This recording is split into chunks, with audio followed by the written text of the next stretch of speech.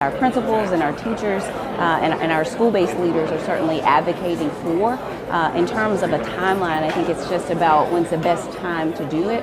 Right now there's back orders of equipment, and so certainly can't move without the resources needed, but overall it is something that we're thinking about. I'll have more conversations with board commissioners about the same, about the plausibility of moving forward in that direction. Thank you.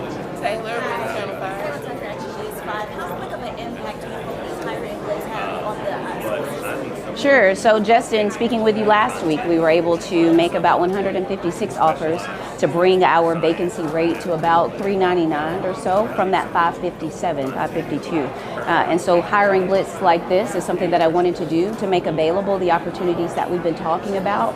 I've shared very early on in a transparent way that you can have a job. Anybody that wants a job can have one. It may not be the same title and it may not be in the same place, but it is certainly a job that we need to do the work the way that we need to do it in this season for Memphis-Shelby County Schools. And so seeing the hundreds of people who are here, we had nearly 200 to register beforehand. And certainly there are more here today participating in interviews with the opportunity to receive on-the-spot job offers. And so that's what it's about. Looking forward to seeing the smiles on the faces. I've gotten some emails already just sharing thank you for the opportunity. And so that's what it is. Thank you. Tyler, Channel 3. No questions, Tyler? My name is Rihanna Gates from White Station High School, and I'm an intern. Hello. On the website, there's an available position for students called multilingual student interpreter. What is the thinking around this position, and will there be more opportunities for students to apply for jobs at MSCS? I love it. Perfect question. Thank you. For your service as a student intern, need to see more of our students in journalism and communications. I think to your direct question about multilingual interpreters for students, we have thousands of students who speak multiple languages. They are bilingual, multilingual.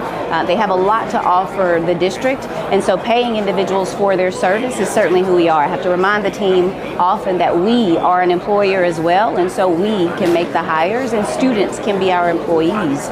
This particular opportunity came in conjunction with our need to meet the higher needs of our multilingual learners. And so for translation purposes, certainly to assist and support our students who are coming into the district, to the city of Memphis, to the state of Tennessee, to the United States of America as they migrate from different spaces, to better support that transition is what this is all about. And so yes, you can expect to see additional opportunities for our students as we move forward. Thank you. Rosalind, Fox 13. Hi, Dr. Feagins.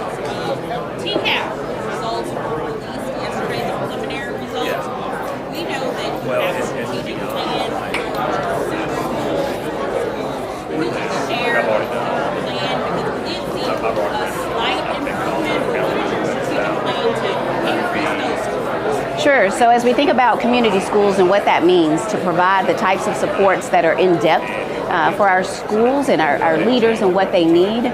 Sure, we've seen a little bit of growth that we can acknowledge but aren't excited about, but it is momentum that we look forward to moving forward in as we think about a more strategic approach, a more targeted focus. And so you see our specialized education assistants, we'll continue to have them, but this is what I've shared already, that we will read, write every day in every class on every campus. That is the expectation, that is the bar. Sometimes it's about getting back to the fundamentals, doing the basic things well, and so ensuring that the resources and materials are available. The team is moving there actively every day, ensuring that our schools have just the basics, the books.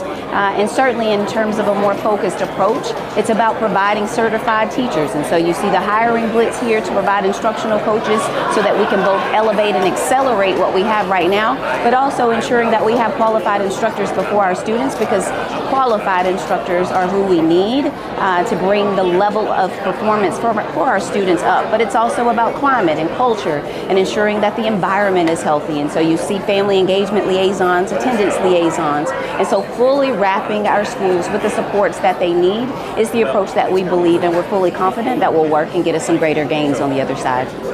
Thank you.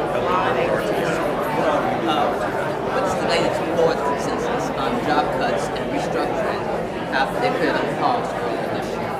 What's the question?